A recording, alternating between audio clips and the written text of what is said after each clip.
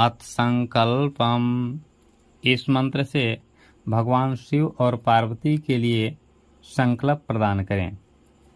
ओम आदित्यादिदेश कालो अस्मृत्वा सर्वे पाप क्षय पूर्वक सप्त जन्म राज्याति सौभाग्य अवैधव्य पुत्र पौत्रादि वृद्धि सकल भोगांतर शिवलोक महिमत्व कामनया सोपवास हरितालिका व्रत निमित्तं यथाशक्ति जागरण पूर्वक उमा महेश्वर पूजन महं करिष्ये।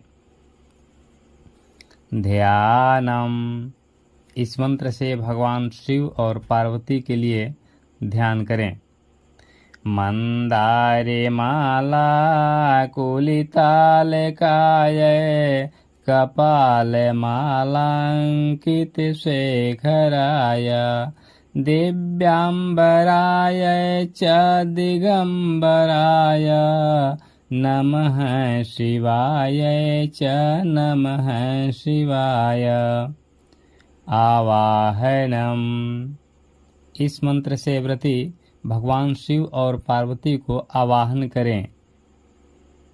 आगच्छे देवी सर्वेशे सर्वे देवाश्च संस्तुते अतस्त्वां पूजयिष्यामि प्रसन्ना भव पार्वती।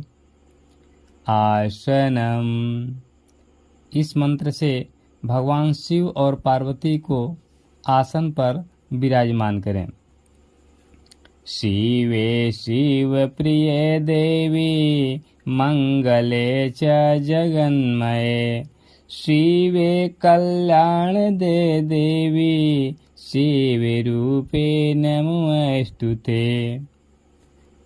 पाद्यम। इस मंत्र से भगवान शिव और पार्वती का पैर धुलवावें।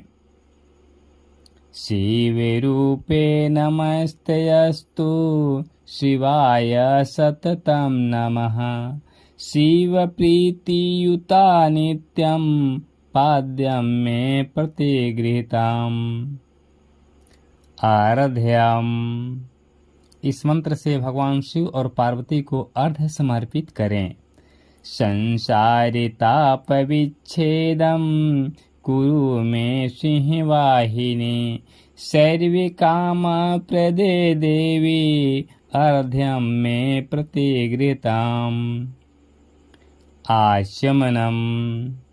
इस मंत्र से भगवान शिव और पार्वती को व्रती हाथ धुलवावें या आचमन करावें।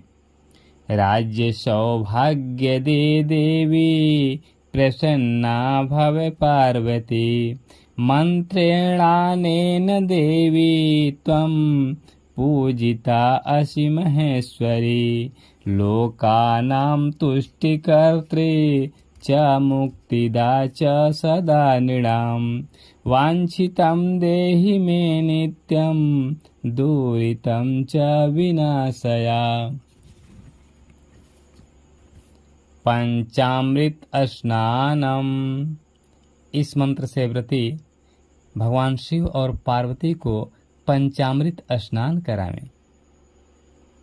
पंचामृतं मया नीतं पयोदधि धृतं मधु शर्करा च समायुक्तं स्नानार्थं प्रतिगृहीतम्।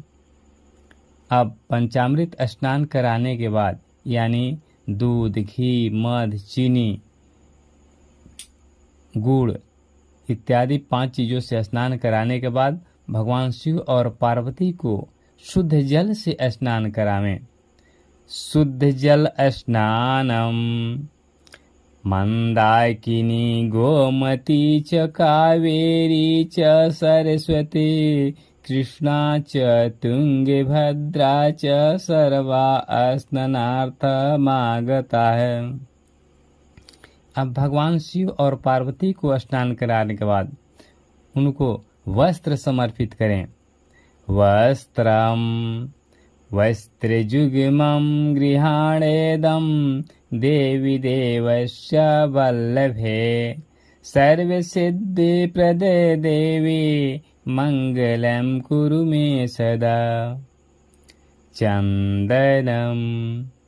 अब भगवान शिव और पार्वती को वस्त्र समर्पित करने के बाद चंदन समर्पित करें या तिलक दें। चंदनेन सुगंधेन कर्पूरा गुरु कुमकुम लेपयेत सर्वे गात्राणि प्रियतां च हरि प्रिये। अक्षतान। अब चंदन समर्पित करने के बाद भगवान शिव और पार्वती को अक्षत छिड़कें। रंजिते कुंकुमेनैव अक्षतश्च सुशोभने पूजयेद्विधिना देवी सुप्रसन्ना च पार्वतीम्। पुष्पम। अब अक्षत देने के बाद भगवान शिव और पार्वती को पुष्प यानी फूल समर्पित करें। माल्यादीनि सुगंधीनि मालत्यादीनि वै प्रभो मया दत्तानि पूजाय पुष्पाणि प्रतिगृहीताम्। धूपम। अब पुष्प समर्पित करने के बाद भगवान शिव और पार्वती को धूप दिखावें। चंदनागरु कस्तूरी कुंकुमालया मनोहरा भक्त्या दत्ता मया देवी धूपो अयम प्रतिगृहीताम्।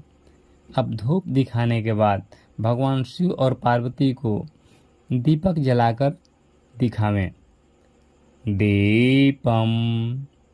त्वं ज्योतिः सर्वदेवानां तेजसां तेज उत्तमम् आत्मज्योतिः परं धाम दीपो अयं प्रतिगृहीताम्।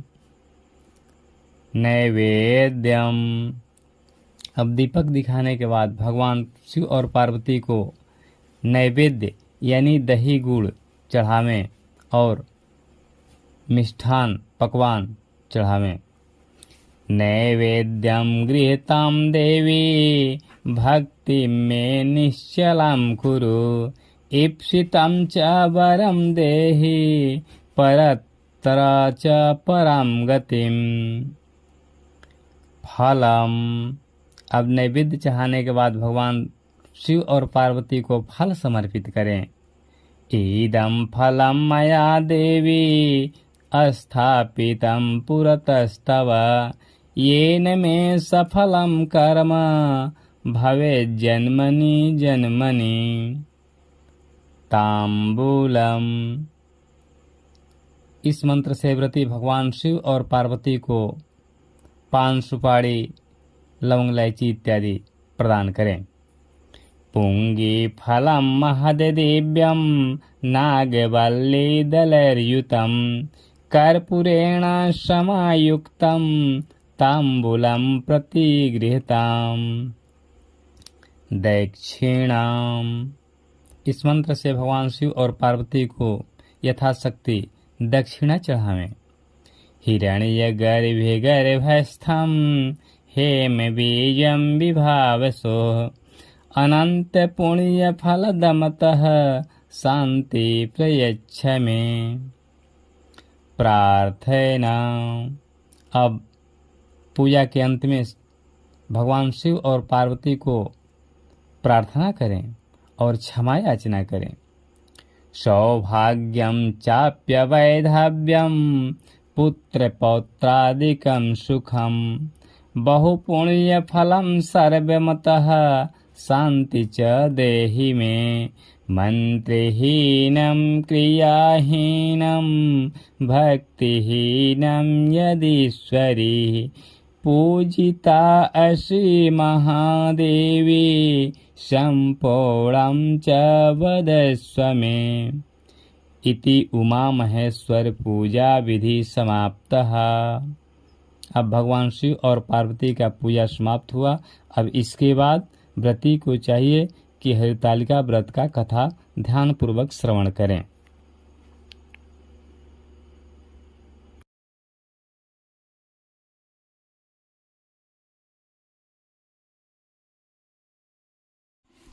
श्री गणेशाय नमः।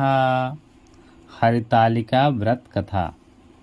मंदारे माला कुलितालिकाय कपाल मालांकित शेखराय दिव्यांबराय च दिगंबराय नमः शिवाय च नमः शिवाय।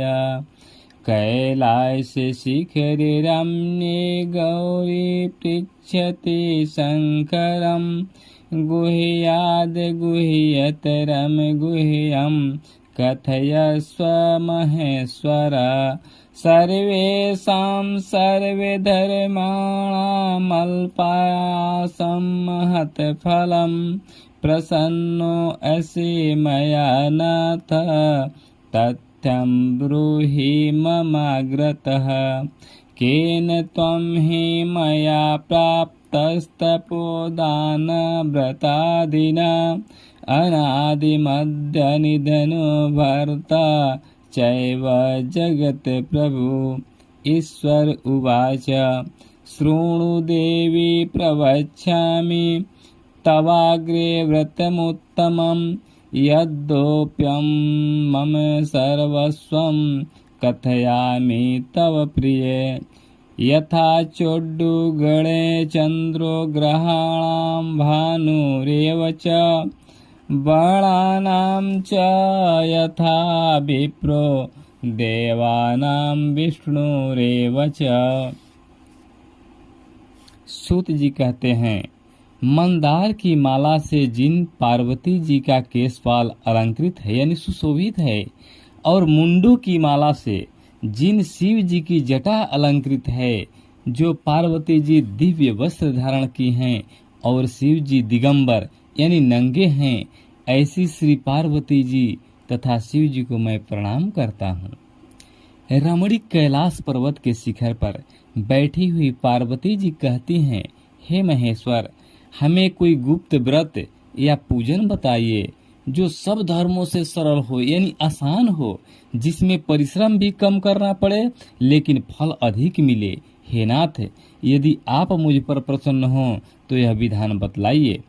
हे प्रभु, किस तप, व्रत या दान से आदि मध्य और अंत रहित आप जैसे महाप्रभु हमको प्राप्त हुए हैं। शिव जी बोले, हे देवी सुनो, मैं तुमको एक व्रत जो मेरा सर्वस्व और छिपाने योग्य है लेकिन तुम्हारे प्रेम की वशीभूत होकर मैं तुम्हें बतलाता हूँ। जैसे नक्षत्रों से चंद्रमा, ग्रहों में सूर्य, वर्णों में ब्राह्मण, देवताओं में विष्णु भगवान, नदियों में गंगा, पुराणों में महाभारत, वेदों में सामवेद और इंद्रियों में मन श्रेष्ठ है। नदीनां च यथा गंगा पुराणानां च भारतं वेदानां च यथा साम इंद्रियाणां मनो यथा। पुराणानां वेद सर्वस्वम् आगमेन यथोदितम् एकाग्रेण शृणुष्व तद्यथा दृष्टं पुराव्रतम्। येन व्रत प्रभावेण प्राप्तमर्धासनं मम तत्सर्वं कथयिष्ये अहं त्वं मम प्रेयसी। यतः भाद्रे मासी शीते पक्षे तृतीया हस्त संयुते तदनुष्ठान मात्रेण सर्वे पापात् प्रमुच्यते।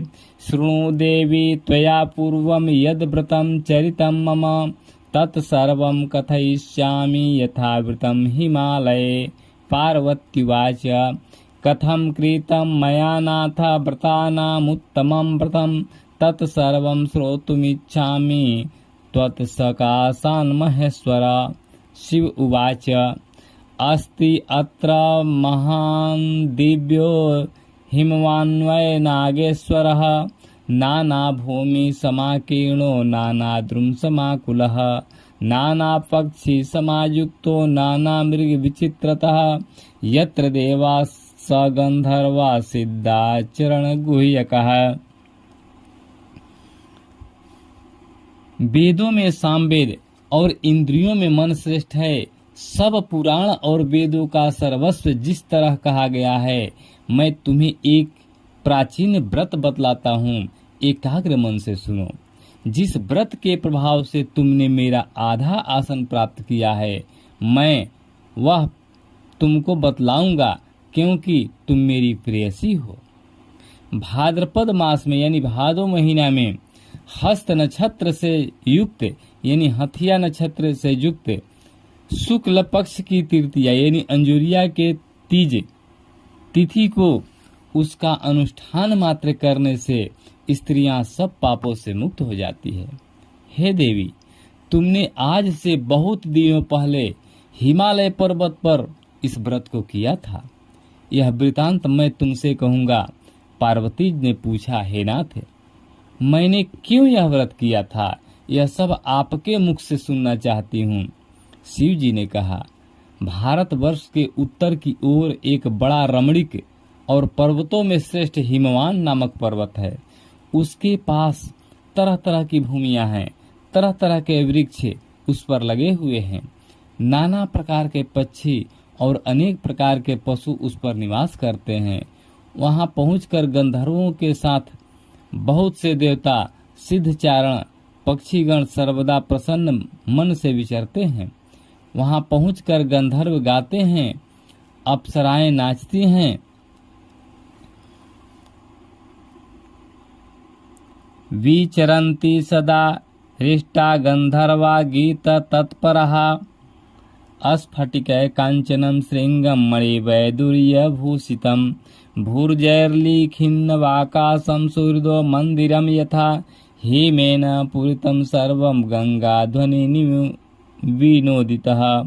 पार्वती त्वं यथा बाल्ये परमाचरति तपः अब्द द्वादशकं देवी द्रुमपान मधोमुखी संवत्सर चतुष्षष्ठी पक्वपर्णासनं कृतं माघ मासे जले मग्ना वैशाखे चाग्नि सेविनिः श्रावणे च बहिर्वासा अन्नपान विवर्जितः दृष्ट्वा तेन तत्कष्टं चिन्तया दुःखितो अभवत्।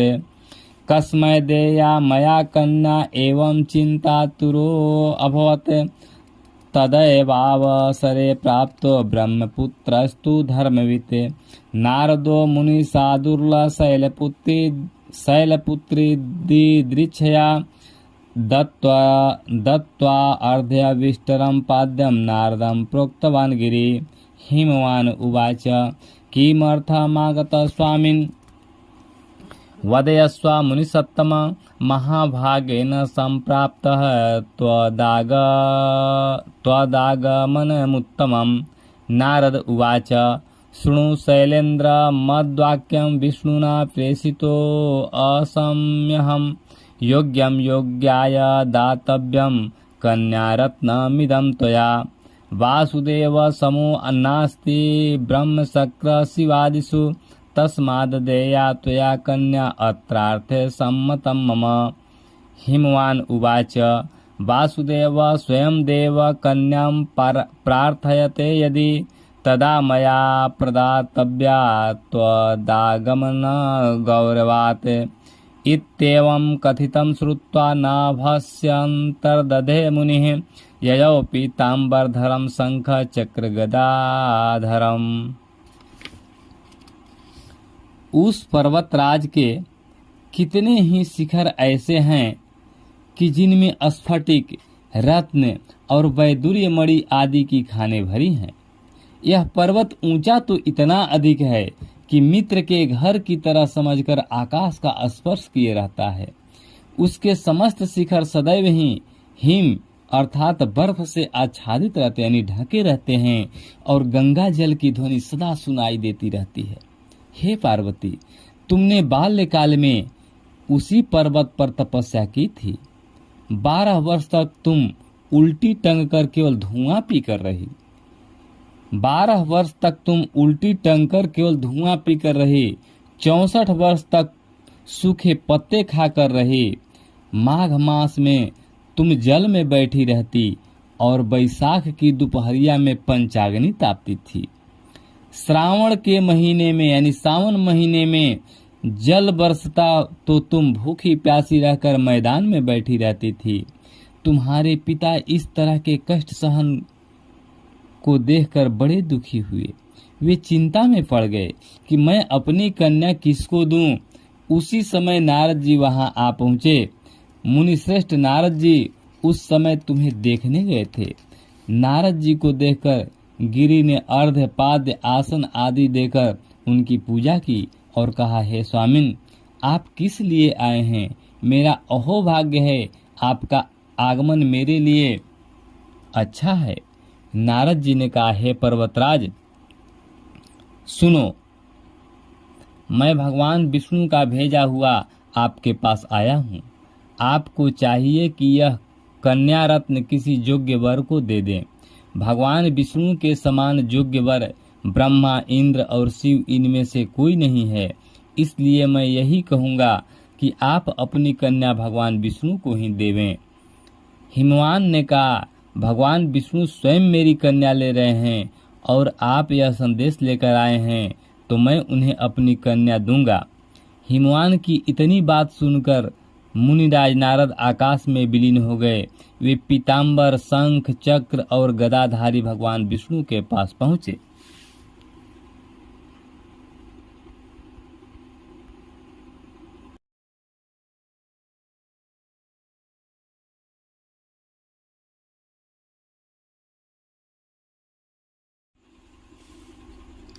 नारद उवाच, कृताञ्जलिपूतो भूत्वा मुनीन्द्रस्तमभाषत, शृणुदेव भवत्कार्यं विवाहो निश्चितस्तव। हिमवांस्तु ततो गौरीमुवाच, वचनं मुदा दत्तासि त्वं मया पुत्री देवाय गरुणध्वजे। श्रुत्वा वाक्यं पितुर्देवी गता च सखी मन्दिरं, भूमौ पतित्वा त्वं तत्र विललापाति दुःखिता। सख्युवाच, विलपन्ति तदा दृष्ट्वा सखी वचनमब्रवीत्, किमर्थं दुःखिता देवी कथयस्व ममाग्रतः। वहां हाथ जोड़कर नारद जी ने भगवान विष्णु से कहा, हे देव, सुनिए, मैंने आपका विवाह पक्का कर दिया।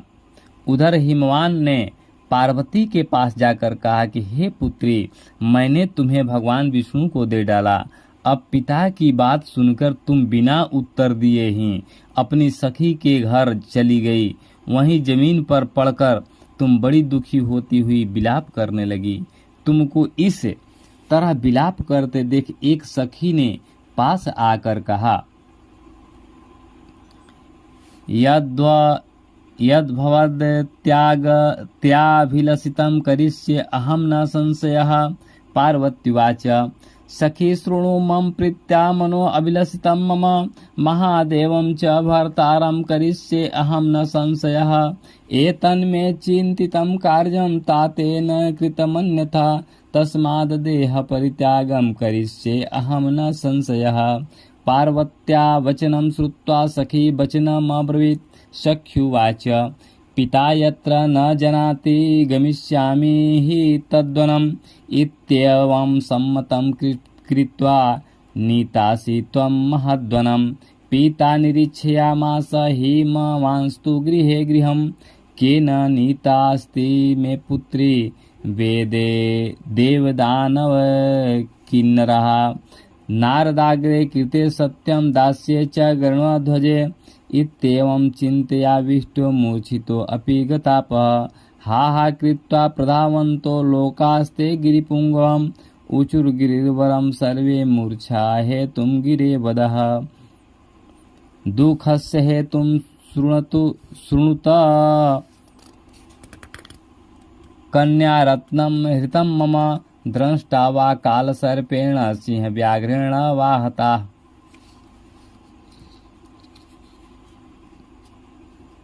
तुमको इस तरह विलाप करते देख एक सखी ने पास आकर कहा, हे देवी, तुम क्यों इतनी दुखी हो? इसका कारण बताओ। तुम्हारी जो इच्छा होगी मैं यथाशक्ति उसको पूरा करने की चेष्टा करूंगी, इसमें कोई संशय नहीं है। पार्वती बोली, मेरी जो कुछ अभिलाषा है उसे तुम प्रेम पूर्वक सुनो। मैं एकमात्र शिव जी को अपना पति बनाना चाहती हूँ, इसमें कुछ भी संशय नहीं है।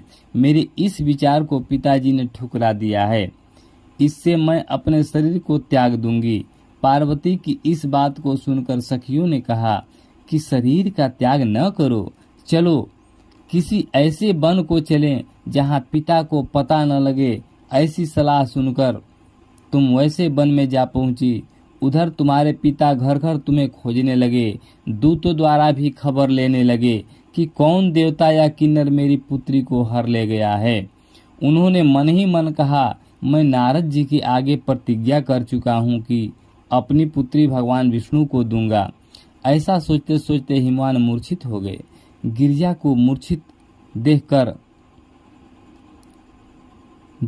को मूर्छित देखकर सब लोग हाहाकार करते दौड़ पड़े।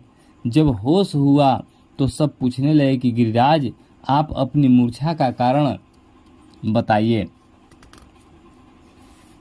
न जाने क्व गता पुत्री केन दुष्टेन वारिता च कंपे शोक संतप्तो वाते नेव महारुह गिरिर्वनाद्वनं तातस्त्वदालोकन कारणात् सिंहव्याघ्रैश्च भाल्लैश्च रोहिभिश्च महावनं त्वं चापि विपिने घोरे व्रजन्ति सखीभिः सह तत्र दृष्ट्वा नदी रम्यां ततीरे च महागुहां तां प्रविश्य सखी सार्धमन्न भोगविवर्जितः संस्थाप्य बालुकालिंगम पार्वत्या सहितं मम भाद्रशुक्ल तृतीयायां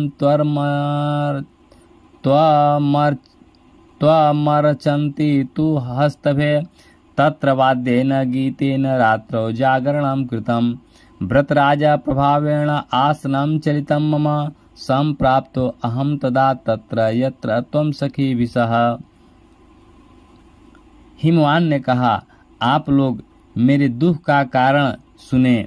न मालूम कौन मेरी कन्या को हर ले गया है। ऐसा नहीं हुआ तो उसे किसी काले सांप ने काट लिया या सिंह खा गए होंगे। हाय हाय, मेरी बेटी कहाँ गई? किसी दुष्ट ने मेरी पुत्री को मार डाला होगा।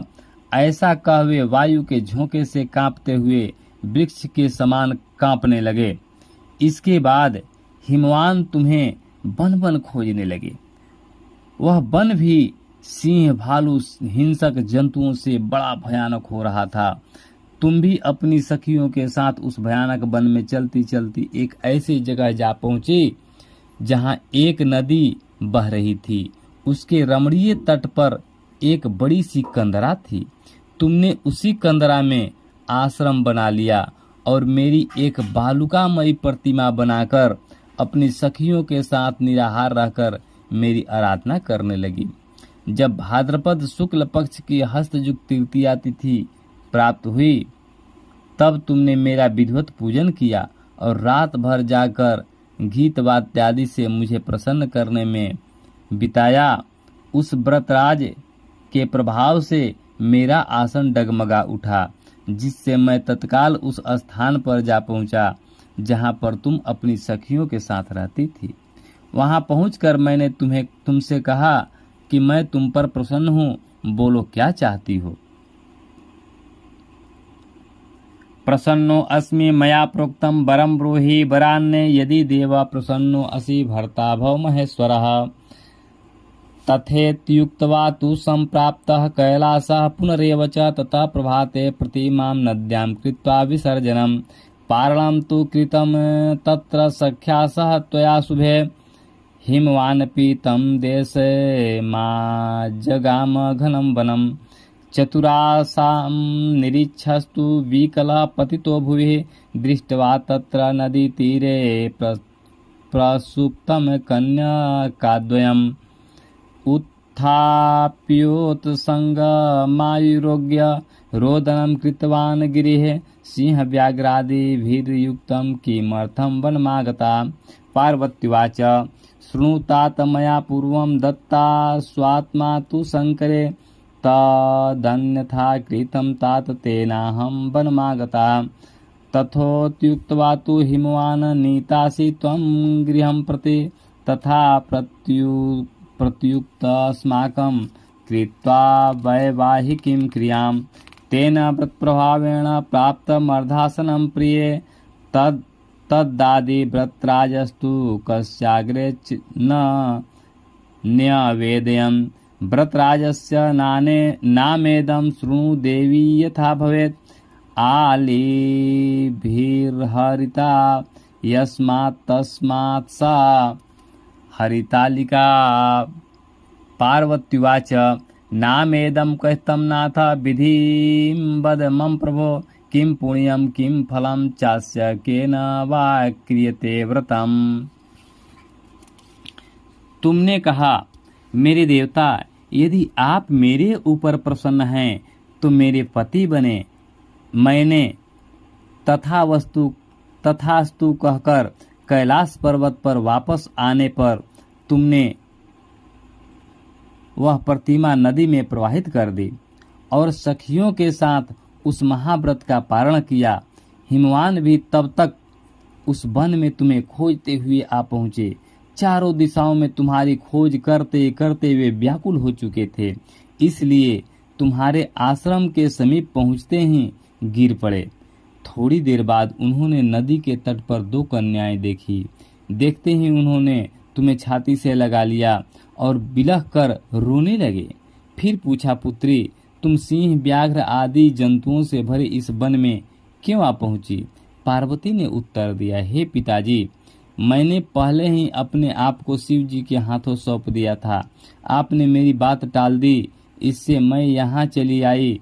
हिमवान ने सांत्वना दिया कि हे पुत्री मैं तुम्हारी इच्छा के विरुद्ध कुछ न करूँगा। तुम्हें अपने साथ लेकर घर आए और मेरे साथ तुम्हारा विवाह कर दिया है।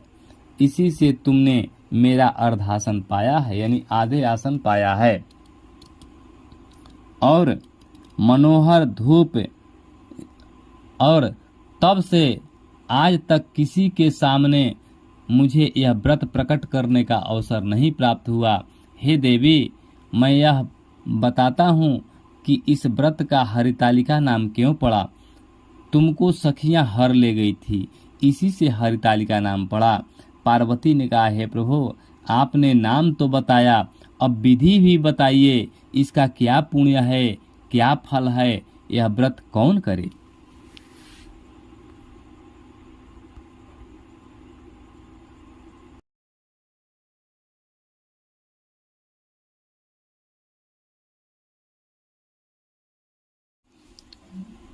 ईश्वर उवाच शृणु देवी विधिं वच्ये नराणां व्रतमुत्तमं कर्तव्यं तु प्रयत्नेन यदि सौभाग्यमिच्छति।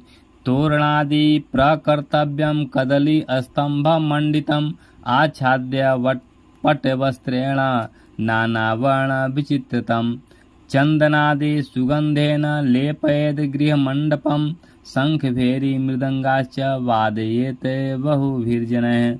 नानामङ्गलसञ्चारे कर्तव्यं मम सद्यनि स्थापयेत् प्रतिमां तत्र पार्वत्या सहिता मम।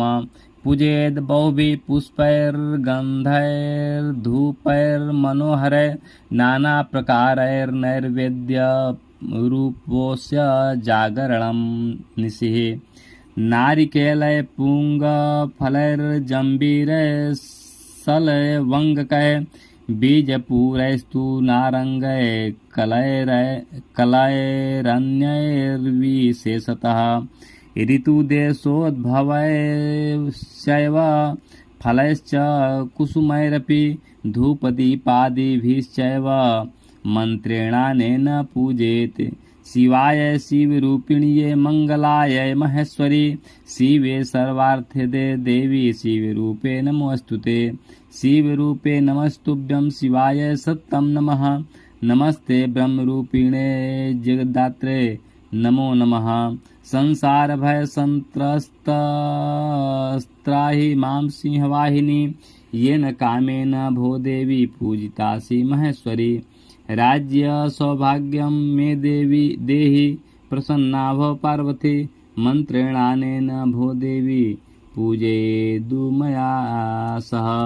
कथां श्रुत्वा विधानेन दद्याद्वस्त्रादिकं तथा ब्राह्मणाय प्रदातव्यं वस्त्रधेनुहिरण्यकं कृत्वैव चैकचिन्तेन दम्पतीभ्यां सहायवतु संकल्पस्तु तथा कुर्याद्वरत्नादिकं चयते। एवं या कुरुते देवी सर्वपापै प्रमुच्यते। सप्तजन्म भवेद्राज्यं सौभाग्य सुखदायकम। श्री शिव जी पार्वती जी से कहते हैं, हे देवी, मैं स्त्री जाति की भलाई के लिए उत्तम व्रत बतलाता हूँ। जो स्त्री अपने सौभाग्य की रक्षा करना चाहती हो वह यत्न पूर्वक इस व्रत को करे। पहले केले के खंभे आदि से सुशोभित एक सुंदर मंडप बनावे। उसमें रंग बिरंगे रेशमी कपड़ों से चंदवा लगाकर चंदन आदि सुगंधित द्रव्यों से वह मंडप लिपवावे। फिर शंख भेरी मृदंग आदि बजाते हुए बहुत से लोग एकत्रित होकर तरह तरह के मंगलाचार करते हुए उस मंडप में शिव जी तथा पार्वती जी तथा शिव जी की प्रतिमा स्थापित करें।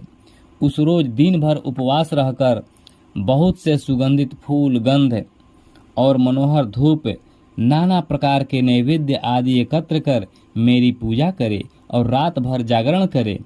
ऊपर जो वस्तुएं गिनाई गई हैं उनके अतिरिक्त नारियल, सुपारी, जमीर, नींबू, लौंग, अनार, नारंगी आदि जो जो फल प्राप्त हो सके उन्हें इकट्ठा कर लें। उस ऋतु में जो फल तथा फूल मिल सके विशेष रूप से रखें।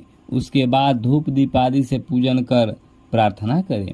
हे शिवे, शिव रूपिणी, हे मंगले, सब अर्थों को देने वाली हे देवी, हे शिव रूपे आपको नमस्कार है। हे शिव रूपे आपको सदा के लिए नमस्कार है। हे ब्रह्म रूपिणी आपको नमस्कार है। हे जगदात्री आपको नमस्कार है। हे शिववाहिनी, संसार के भय से भयभीत मुझ दीन की रक्षा करो। इस कामना की पूर्ति के लिए मैंने आपकी पूजा की है। हे पार्वती, मुझे राज्य और सौभाग्य दें, मुझ पर प्रसन्न होवें। इन्हीं मंत्रों से पार्वती जी तथा शिव जी की पूजा करें। तदंतर यानी इसके बाद विधि पूर्वक कथा सुने और ब्राह्मण को वस्त्र, गौ, सुवर्ण यानी सोना आदि देवें। इस तरह एक चित्त होकर स्त्री पुरुष दोनों एक साथ पूजन करें। फिर वस्त्र आदि जो कुछ हो उसका संकल्प करें। हे देवी, जो स्त्री इस प्रकार पूजन करती हैं वह सब पापों से छूट जाती हैं और 7 जन्म तक सुख और सौभाग्य प्राप्त होता है। सर्व पापे प्रमुच्यते सप्त जन्म भवेद्राज्यं सौभाग्य सुखदायकम।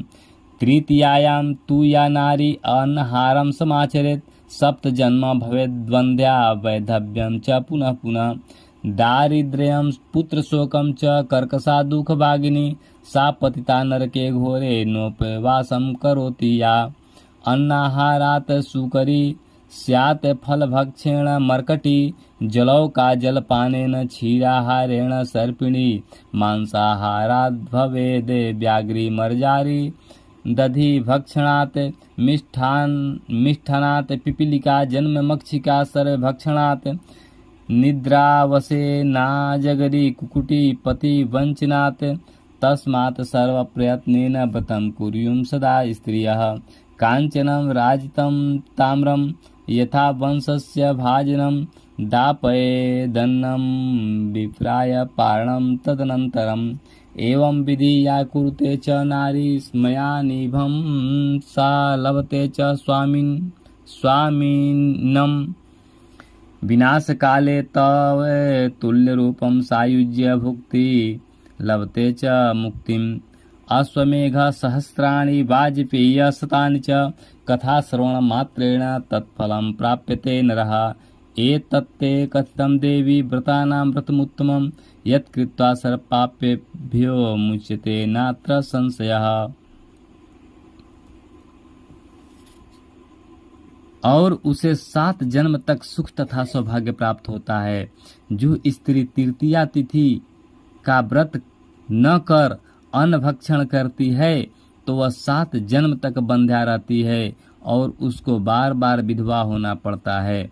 वह सदा दरिद्री, पुत्र शोक से शोकाकुल, स्वभाव की लड़ाकी, सदा दुख भोगने वाली होती है और उपवास न करने वाली स्त्री अंत में घोर नरक में जाती है। तीज को अन्न खाने से सुकरी, फल खाने से बंदरिया, पानी पीने से जोंक, दूध पीने से सापिन, मांसाहार करने से बाघिन, दही खाने से बिल्ली, मिठाई खाने से चिट्टी और सब खाने से मक्खी होती है।